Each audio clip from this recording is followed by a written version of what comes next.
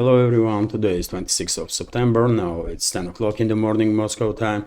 I'm Levan, and this is my first update for the day in which I will share all the main news that are making headlines in Russian media outlets and Russian language pages on different internet platforms. Later on, I will publish a new episode of headlines on my YouTube and Rumble pages with a short summary of the news that I will talk about in a bit more detail in the second update that will be published on my Patreon page. And if you like my work, if you want to support, you're more than welcome to join our communities on Patreon and Boosty. Links are under this video in the description box and in the pinned comment. That's been said. Let me remind you, dear friends, that if for whatever reason you don't want to subscribe to Patreon and Boosty but want to have access to second updates, you can do it. Patreon has a new feature now. So you can gain access to each video separately without subscribing to their channel. If you go to the platform on Patreon, you will, it's intuitively understandable how this new feature works. That's being said, let's talk about news now. And there are major developments, dear friends, major developments. And first of all, this report from RT that Russian President Putin orders changes to Russia's nuclear doctrine. I believe this is a major news, or should be major news worldwide. Russia should update its nuclear doctrine to clearly define circumstances that could prompt Moscow to launch nuclear strikes, President Vladimir Putin told the meeting of the National Security Council on Wednesday. He also suggested an expanded list of the threats that would include reliable information of a major strike being launched against Russia. The list of criteria that would justify Russia's use of its nuclear deterrent should be expanded in their updated version of their doctrine, Putin told the meeting. Aggression against Russia by any non-nuclear state supported by a nuclear power should be treated as their joint attack, the president said. Moscow would also consider resorting to a nuclear response if it gets reliable information about massive missile or air strikes launched by another state against Russia or its closest ally, Belarus. According to Putin, the weapons used in an enemy's potential strike could include anything from ballistic or cruise missiles to strategic aircraft and drones. He stated, "We reserve a right to use nuclear weapons in a case of aggression against Russia and Belarus," the Russian president said, adding that their principle had already been coordinated with the Minsk. Nuclear weapons can be used if an enemy poses a critical threat to either state's sovereignty through their use of conventional weapons, he explained. Putin did not elaborate on when changes to Russia's nuclear doctrine will take effect. Senior Russian officials, including Deputy Foreign Minister Sergei Ryabkov and the Kremlin spokesman Dmitry Peskov, have been discussing potential changes to their doctrine in recent months. In late August, Foreign Minister Sergei Lavrov said that the document was being reviewed. So this is, of course, a major development, in my personal opinion, because after these changes will take place on very same day, Moscow, basically, according to this updated doctrine, will have every right to deploy its nuclear weapons, because long-range strikes against Russia with the conventional weapons already is happening. Russian territory itself is invaded by Kiev regime's forces and NATO mercenaries, and the Kiev regime, as a representative of non-nuclear state, is supported directly, actively by nuclear powers like US, France, and United Kingdom. So once these changes will take place, well, all bets are off, I guess. And of course, it will be good if Western ruling class will listen to these statements from Moscow and will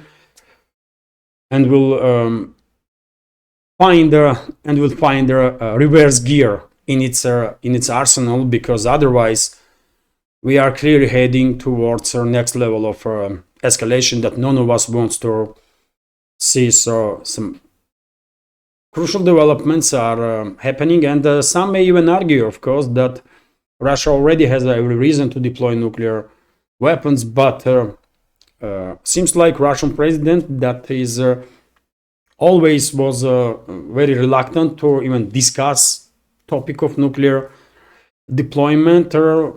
Seems like he had enough, really, and Russian leadership in general had enough. Patience of the Russian leaders seems like are running out, and that's why these clarifications or specifications in nuclear doctrine will happen, so that everyone in this world will understand in which circumstances Russia may start deploying its nukes. And former president of Russia and current deputy chairman of the Security Council, Dmitry Medvedev, commented on these developments. Let's translate this news to be more precise. So their updated version of the fundamentals of the state policy in the field of nuclear deterrence proposed by the Russian president Vladimir Putin will be a reason to think not only to the neo-Nazi regime in Kiev, but also to all the enemies of Russia who are pushing the world towards a nuclear catastrophe, said Dmitry Medvedev, deputy chairman of the Russian Security Council. Medvedev, in his Telegram channel, described approaches to the new edition of their fundamentals of the state policy in the field of nuclear deterrence. Aggression against Russia by a state that does not possess nuclear weapons, but with their support or participation of a country with nuclear weapons, will be considered as a joint attack. Everyone understands what countries we are talking about, Medvedev explained. And as I just said, their friends, of course, Kiev regime is actively supported by such nuclear powers as US, UK, and France. Medvedev also drew attention to the fact that equal protection for the Belarus in the Russian nuclear doctrine will be established for the joy of Poland and numerous other NATO members. Medvedev used a different description there. He was not really diplomatic, but as I said, man, patience seems like are running out. Patience of the Russian leadership. So this is crucial. This is, of course, crucial. As you know, I said many times before in my updates that due to constant escalation with Russia by the Western ruling class, at some point Moscow may find itself in a position when they will see no option but to start making some really harsh steps and or deploying some extreme force to bring these Western ruling elites to their senses. And I guess we are approaching that point, or maybe even approach that point. It is clear that patience of the Russian leadership is running out. That's for sure. Anyways, let's continue now with some additional news. And Kommersant newspaper is reporting that declaration of the G7 countries on topic of Ukraine was supported by about 30 countries from 193 members of the UN. Let's translate this news. Also, I will use this feature often to be more precise during their updates. On their sidelines of the US General Assembly in New York today, September 26, with the participation of the US President Joe Biden, G7 declaration on the support of the reconstruction of Ukraine will be signed. The document was supported by more than 30 countries out of 193 UN members, reports Reuters. The full text of the declaration is available on US White House website. According to the document, Russian assets abroad will remain blocked until Russia stops its aggression and pays for the damage it caused to Ukraine. The signatories also commit to continue working on providing Ukraine with 50 billion loan until the end of 2024, which they promised to allocate at the expense of income from the frozen Russian assets. Interesting news in terms that only about 30 countries, bit more, only about 30 countries from out of 193 UN members are signing up for this declaration of the G7 club, which clearly indicates how world is divided, isn't it? This is a clearly anti-Russian declaration, and only collective West countries are joining in, while the rest of the world is staying out, maintain its neutrality, or are in open support of Russia. And unfortunately, as I said many times before, that's exactly what should be expected by everybody due to irresponsible policies of the Western ruling class, and even Western financial institutions were giving warnings that world is heading towards this divide, when two blocks are created, collective West on one side and the rest of the world on another side. And it is becoming more and more visible as time goes by, this divide, which is really, really unfortunate. But yet again, tell this to decision makers in the collective West. RIA Novosti is also reporting that in Khmelnytsky region that is controlled by Kyiv regime for now, military airfield was targeted with a long-range precise strike by Russian forces. In Konstantinov, I believe that airfield is, and the rumors were that one of the airfields that Kyiv regime or NATO may use for deployment of F-16 fighter jets were exactly that airfield. So probably some planes were destroyed, maybe even F-16s, who knows? No precise information on that yet. Or maybe some weapon systems for the F-16s or other aircraft that Kyiv regime still has. Also, we have a report that in port of Odessa there was explosions. There was explosions with at the time when there was several vessels in a port with their Western military equipment. So I guess Russian armed forces targeted warehouses and possibly even vessels that were storing this Western weapon systems and munition. Maybe during the day we will receive additional information, and of course I will share this additional news in my second update and also on Telegram. But lately, quite often we are receiving information about Russian strikes on vessels that are transporting some weapon systems and munition for the Kyiv regime. Also, dear friends, interesting developments are happening between certain groups among Republicans, US Republicans, and Kyiv regime.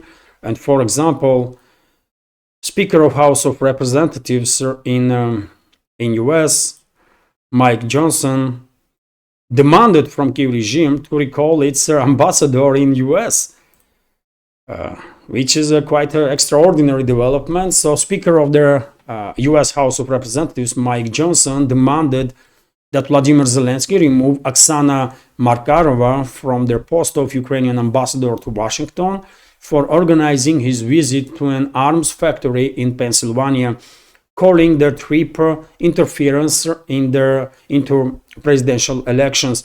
I demand that you immediately dismiss Ukraine's ambassador to the United States, Oksana Markarova, Johnson said in a letter posted on their social network X. So yes, it's official. It's official that there is some significant rift between certain groups among Republicans.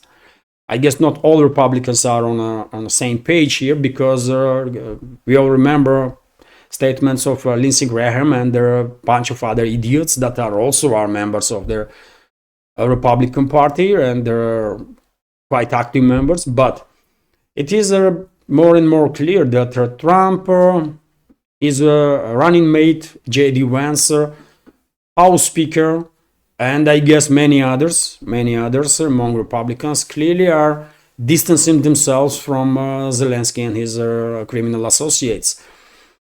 I guess investigation will be conducted in US about recent trip of Zelensky to this munition production plant in Pennsylvania, which was used by Democrats as some sort of election campaigns, part of election campaign, and that's why Republicans are upset that much. And well, let's see what investigation will say about it, but relationships between these two sides clearly is not on a good in a good state, that's for sure. And dear friends, before I continue, let me notice, if I may, that this small media project of mine with several channels on YouTube, Rumble, Telegram is completely subscriber funded, and I will be immensely grateful if you will also consider to support my work and my channels with small donations through PayPal or Boosty, or by subscribing to my Patreon page. All the links are under this video in the description box and in the pinned comments, and of course on my Patreon and Boosty pages I have plenty of extra content, including second updates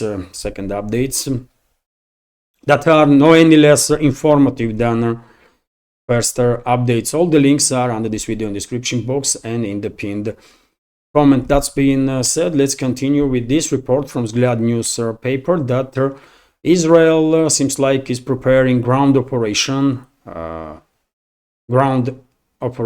to invade Lebanon.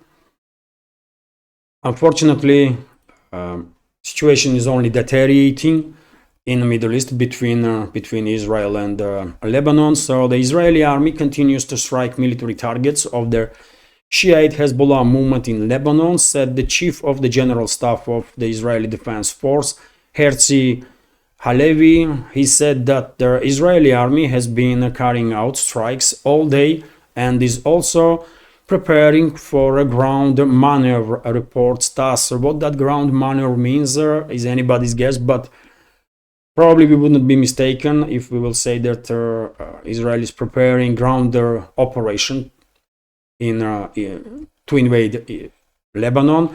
Earlier, the Israeli army announced the successful elimination of the commander of their Hezbollah's missile forces, Ibrahim al-Ubasi, as a result of a pinpoint strike on Beirut using Air Force fighter jets. So yes, unfortunately, situation between Israel and Lebanon is escalating on daily basis, and there we are, first of all, region and then the rest of the world is getting closer and closer to regional war in Middle East. RIA Novosti is reporting on that matter that according to Iran's foreign minister, if Israel will start full-scale war against Hezbollah, Tehran will not stay away. And this is also, of course, indicator how badly things may deteriorate in the region. So Iran supports the Shiite movement Hezbollah and will not stand aside if Israel unleashes a full-scale war in Lebanon. Foreign Minister of the Islamic Republic Abbas Araghchi has stated, we have always said that we support Hezbollah and it's just a right to defend Lebanon and its people from Israeli attack.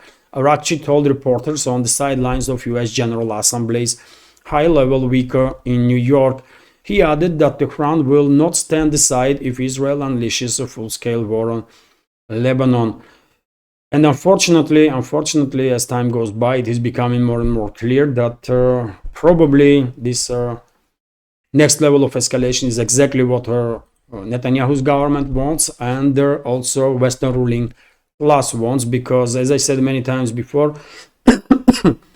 I am 110% convinced, dear friends, that Western ruling class wants to provoke regional war in the Middle East in attempt to disrupt shipping in the Persian Gulf and through Hormuz Strait, and by doing so cut Chinese economy from Middle Eastern energy sources. This is primary goal for Western ruling class right now in regards to their policies towards China and the Middle East, and therefore I believe Western ruling class will further stimulate Netanyahu and his associates to increase hostility towards Lebanon, increase hostility towards Palestine, so that one way or another, but Iran will get provoked to get involved directly. If this did not work and Tehran will still stay out of direct confrontation, I'm afraid Western ruling class and Netanyahu's government will come up with some other provocations that will leave no room for Tehran to stay out of conflict. And once Iran is involved, then that's a regional war, obviously. And just take a look at the map, by the way. Geography itself says that if Iran is involved in a large-scale conflict, then Persian Gulf and the Hormuz Strait most likely will be paralyzed for the navigation. Let's continue with some other news. RT is reporting that China launches first ICBM over the Pacific since the 1980s. So Beijing has test-fired intercontinental ballistic missiles, ICBMs, with the Chinese military calling it a part of routine annual training event. The launch apparently took place over the Pacific Ocean for the first time in over 4 decades. According to Chinese officials, the ICBM, equipped with their dummy warhead, was launched from their undisclosed location at 8:44 a.m. Wednesday and splashed down in a designated area in the international waters. The launch was a part of a routine arrangement in our annual training plan, said the statement from Chinese Ministry of National Defense. Analysts have suggested that the ICBM that was tested on Wednesday was likely a Dongfang 41 with an operational range of up to 15,000 kilometers, or its predecessor Dongfang 31. China regularly tests short and mid-range rockets within its territory and over waters in the Western Pacific as a part of its ballistic missile program, but a test that far into international waters is unusual. The last similar launch was believed to be in 1980 when China sent its first developed ICBM, the Dongfang 5, into the Pacific Ocean. So I guess this is a clearly message from China, reminder that Beijing has a nuclear triad and can basically reach any point on this planet. I'm not convinced that Western ruling class will take seriously these warning shots, one may say, from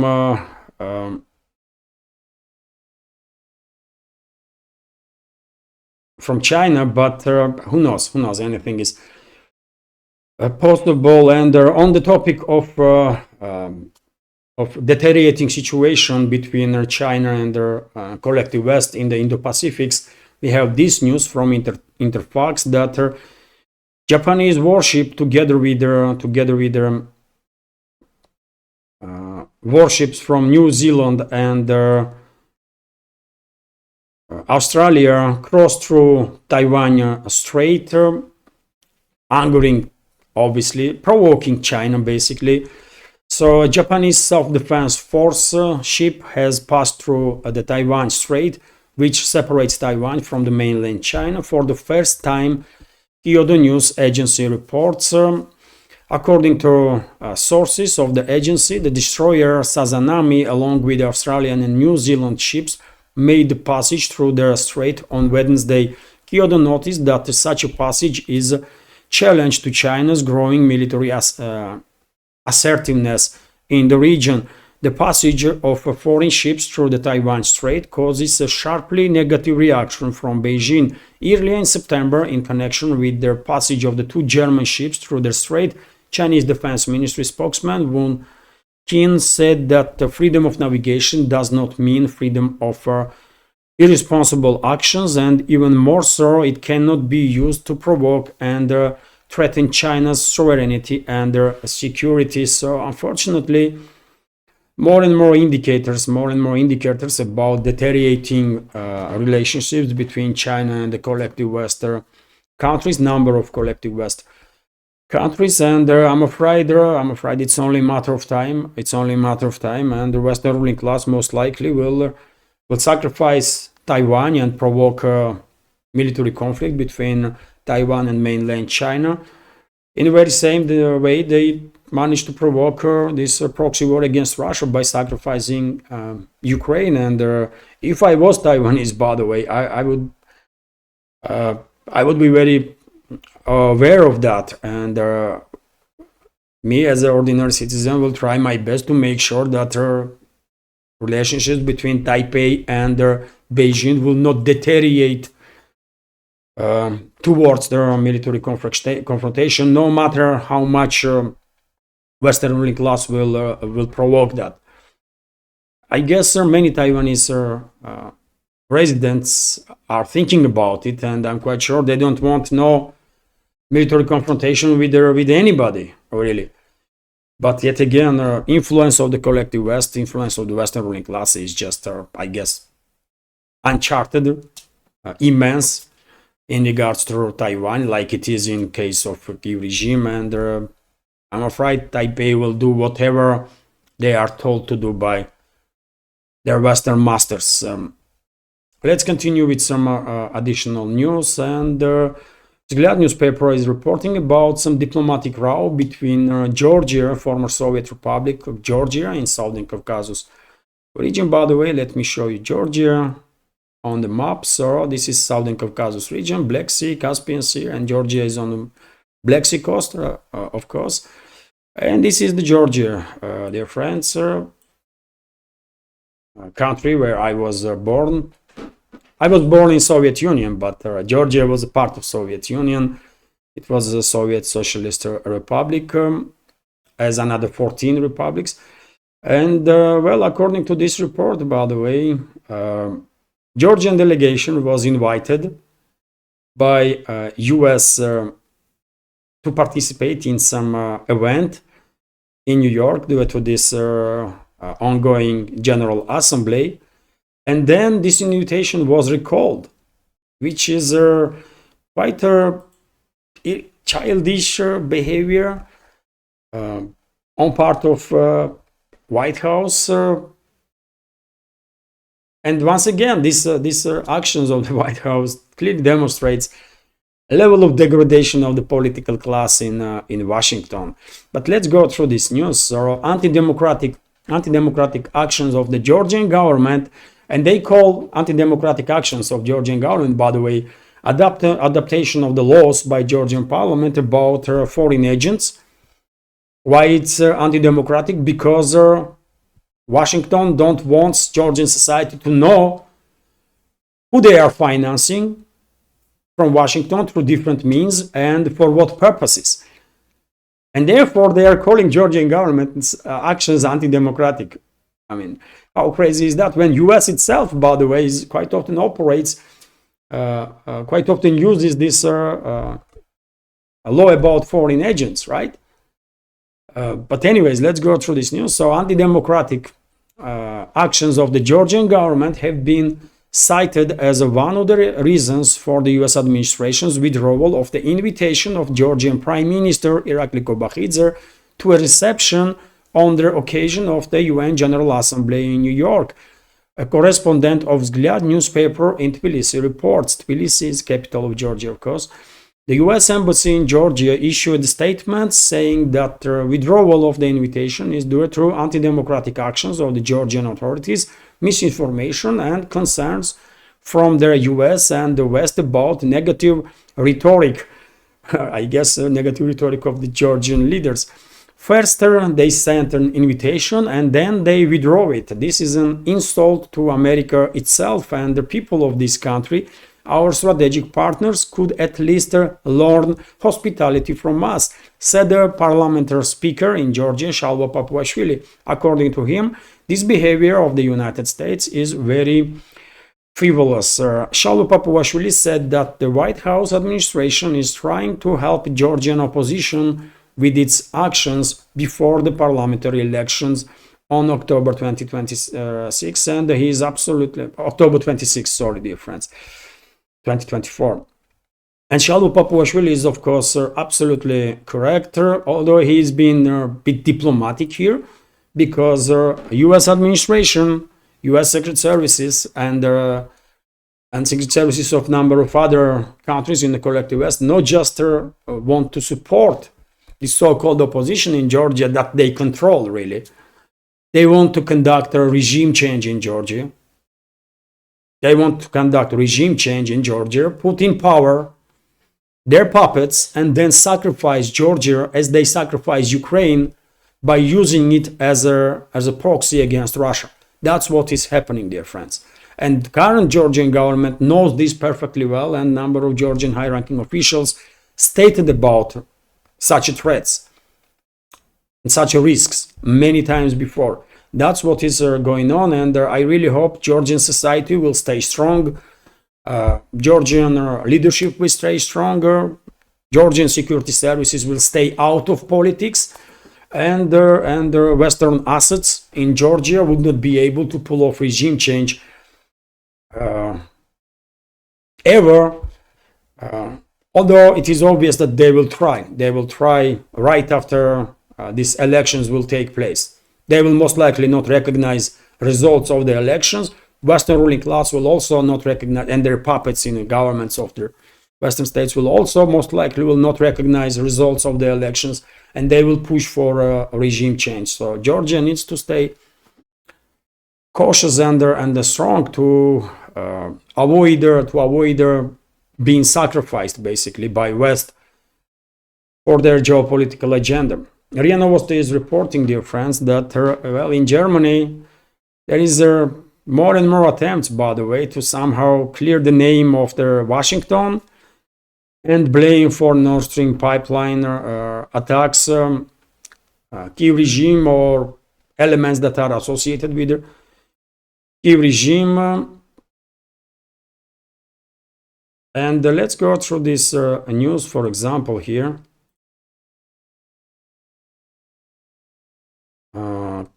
Why it's not working, man?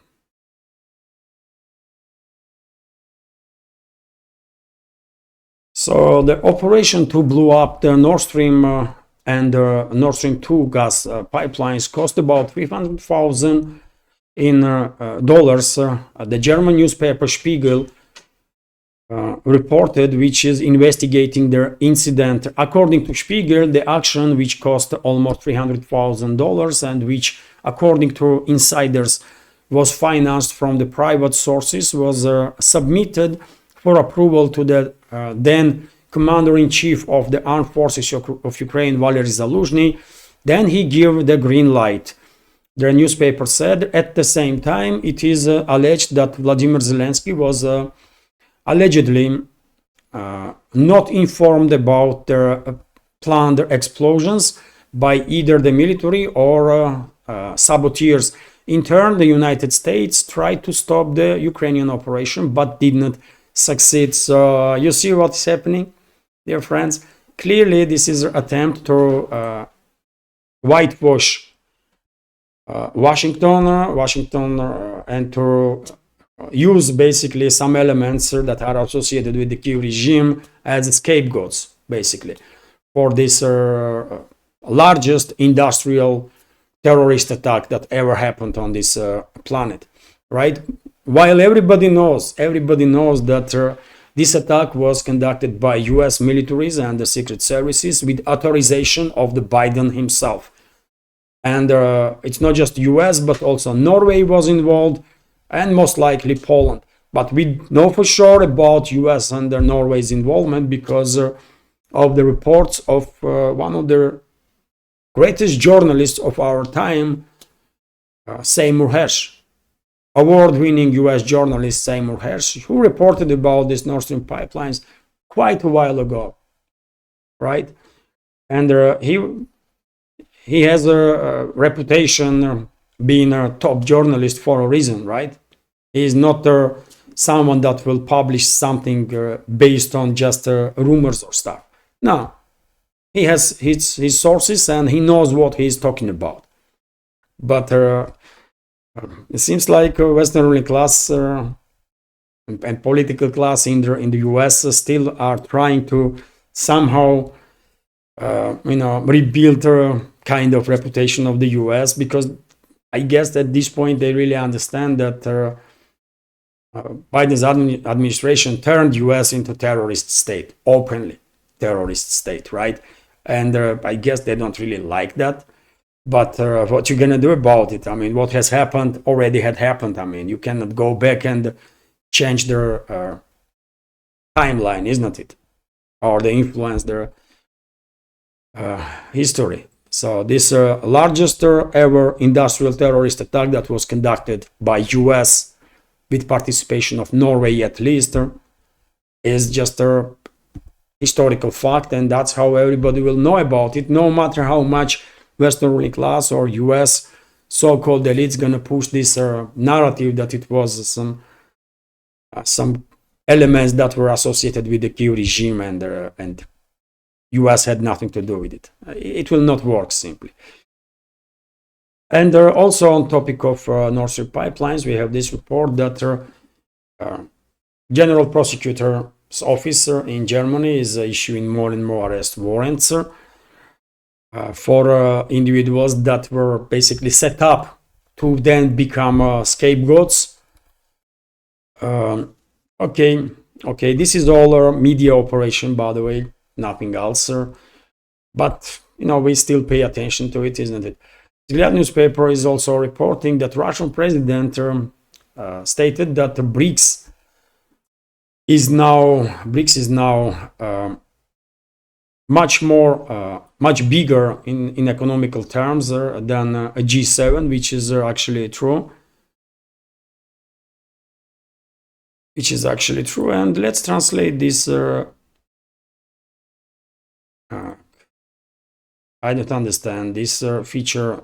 Time to time works, time to time don't. But let's go through this news anyways. The BRICS countries have overtaken the Big Seven in the terms of their contribution to the world economy, and their GDP continues to grow. Russian President Vladimir Putin said at the meeting of the Presidium of the State Council.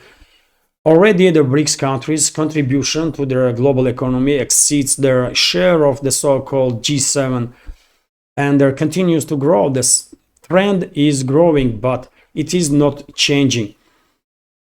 The head of state said. Putin also pointed to the changes in the world trade and the global economy, emphasizing that the countries of the global south are becoming leaders in the world. World trade and the global economy as a whole are now actively changing. We often talk about this, and everyone knows and understands it well. A new system of relationships is being built where their leading roles are played by the states of the so-called global south.